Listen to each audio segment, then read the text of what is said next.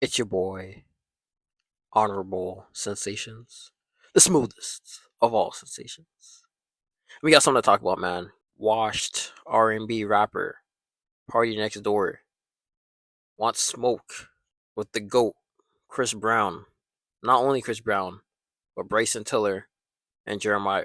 All of this because his ex-girlfriend was in one of their music videos. Basically, he's calling her broke for still doing music videos at 34, which doesn't really make sense to me because money is money, and being in the Chris Brown video, you're probably getting paid nicely. So he sounds a little bit salty. You know, he's probably just mad because I feel like as soon as you get signed to OVO, you get thrown under the trash, and Drake just locks you away.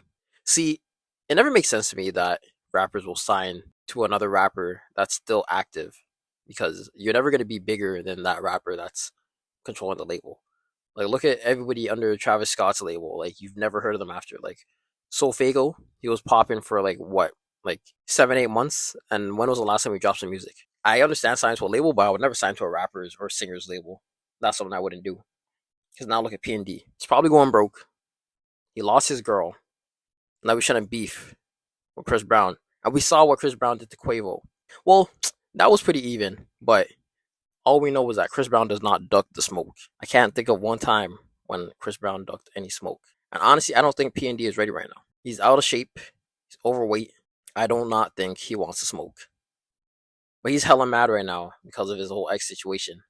And honestly, that just makes you already lost your girl and now you're going out sad too. And if Chris Brown drops a diss track, imagine if all three of them team up and drop a diss track. I don't see Bryson Tiller ever dropping a diss track. I can't think of one person that Bryson Tiller's beef with.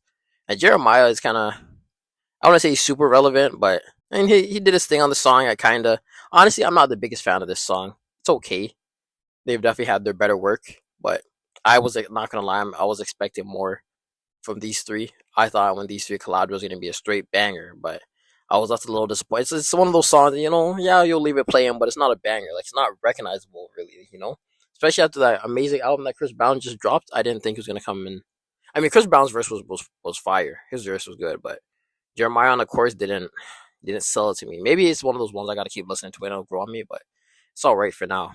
But this new R and beef is killing me, man. I don't know what's gonna go down or how they're gonna proceed from this. But Party Next Door says someone's gonna die, so maybe Drake will let him out the closet and let him drop a little diss track to make things interesting.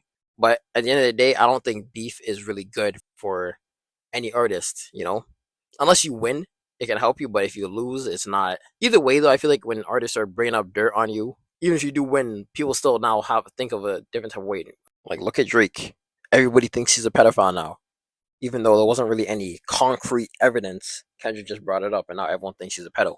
And he said that apparently he has a daughter, but who knows if that's true or not. So I don't think beef is good for anybody. And honestly, I do not think that Party Next Door can really beef with Chris Brown. And at this point, the amount of things that Chris Brown has done, like the amount of negative things that Chris Brown has done, I feel like his reputation isn't even damageable anymore.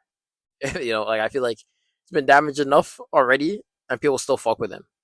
So it's like, what else can you really say? As like, he'll still have fans. Yeah, people are still gonna support him even after everything.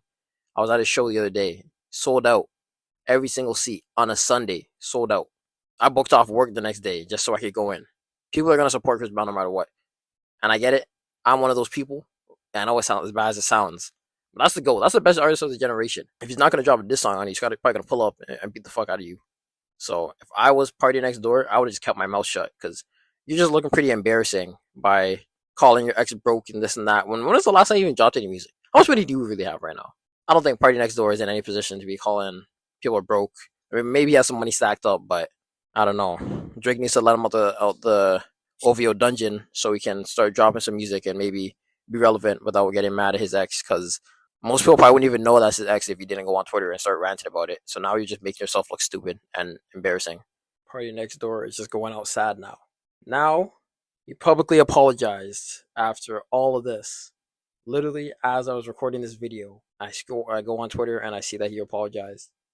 Man wanted all the smoke until Chris Brown responded, and this guy publicly apologized. That's extremely embarrassing to know that he was trying to call Chris Brown's people and apologize behind closed doors because he didn't want any of the smoke. He was talking about someone's gonna die, this and that, and then now this guy's backing up. He's really scared of Chris Brown. He really looks dumb now because now his ex was in the video. and then he got bitched after by publicly apologizing. See, if that was me, like at that point, after you already started everything, you gotta just stay 10 toes and finish what you started. You can't publicly apologizing. It's one thing he tried to do it in person, but the fact that Chris Brown told him to do it on Twitter and he did, that is extremely embarrassing.